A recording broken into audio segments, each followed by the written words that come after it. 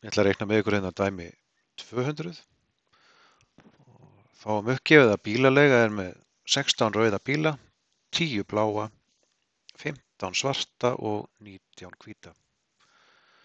Samtals eru þetta 60 bílar. Við skulum hafa það í huga því að svarið aftast í bókinni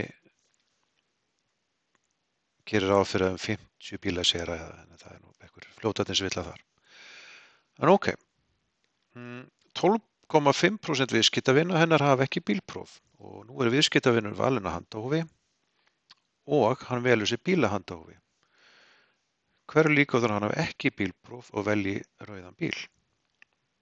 Skulum bara setja inn í útreikningin það sem við vitum.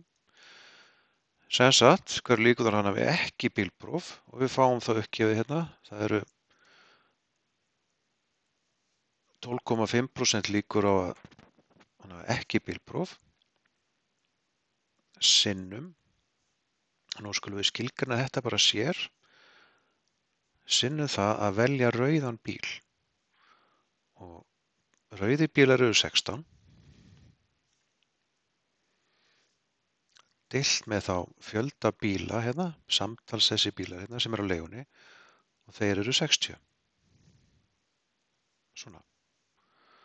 Svo bara ættum við að fá svarið og það er 3,33%. Dæmi búið.